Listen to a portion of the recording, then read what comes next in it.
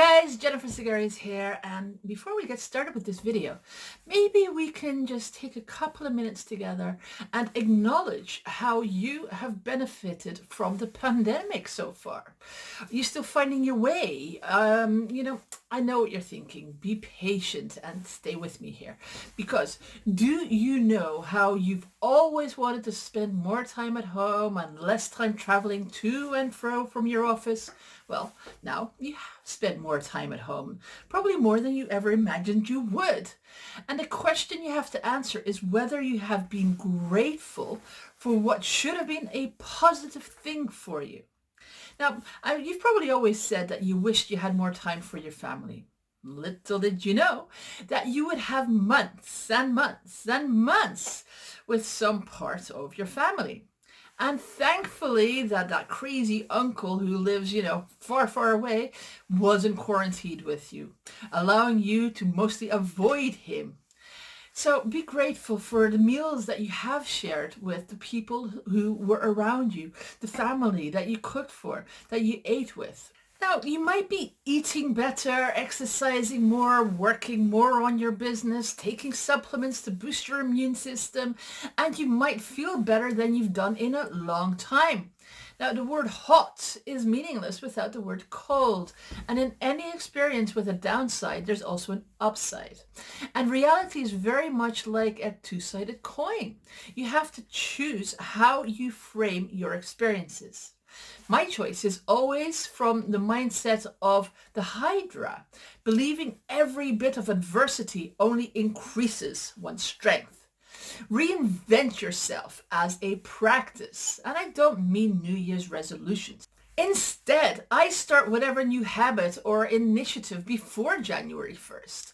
I started, growing my business daily on December 27th, avoiding beginning of the exact date that most people knowingly make a promise to themselves and set about breaking it within 72 hours usually.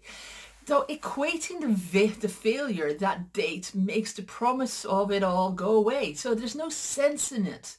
But you have your superstitions and I have mine. There is, however, something magical about a new year. You may know where Earth is in relation to the sun, but you know for sure we'll begin another trip for the first day of our calendar, having completed the last trip. So this disembarking and embarking offers the perfect opportunity to reinvent yourself and reinvent your business. And the first decision you need to make is whether you're going for a new version or whether this year will be an upgraded version. Like software, you might need to start with a new operating system like version 4.0. Or you might only need a few upgrades or a few bugs that need to be fixed, making the 2021 version of yourself the version 4.1.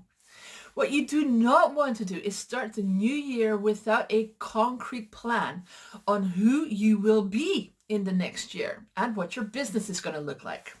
The person that comes after the person you are now. Of all the ideas that might consume your time and energy, the idea that you're always becoming the person who comes after the person you are right now should always be front and center. Because when it comes to reinvention, there are three major categories to explore. The first is what you need to eliminate. The second is what you need to add. And the third is what you need to multiply. So via negativa, one of the very best ways to reinvent yourself is to decide what you will remove. Maybe it's a negative mindset, like being ungrateful for all the gifts that make up your life. What do you need to eliminate to become the person who comes after the person you are now? New beliefs and actions. I recently told a group of people that we were all programmed by what we consume. The best decision I ever made was to decide to be the programmer. Your reinvention starts with the idea of who you are becoming. So, what does the person that you believe that the current version of you doesn't believe?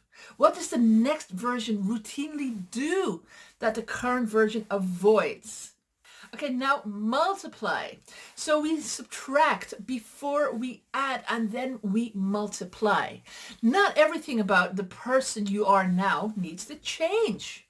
Maybe you need to make 180-degree turn in some areas, meaning that you need to do the opposite of what you do now. Now, it's more than likely that you need to make a 45-degree turn, increasing your commitment and actions. What do you need to do more of to bring the next version of yourself to life? Now, I know a lot of things, but I don't know a lot of things.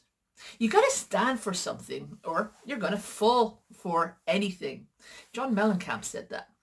And wherever you are now, whatever you're doing, you are still nowhere near what you're capable of becoming. You have untapped potential that you cannot activate until you decide to let go of who you are now. The only way nature makes a butterfly is by killing a cute, fuzzy little caterpillar. So, what are you willing to sacrifice to be the person who you must become? Okay, with that thought, I'm going to leave you after I give you the website address, just mmasterminds.com. This is a community for like-minded entrepreneurs who want to start and grow their business fast. I'm going to leave you with this homework. Be the new version. What do you need to do? What do you need to change in your life to be the better 4.0 version of you? My name is Jennifer Zagarias, wishing you a great day. Take care. Bye-bye.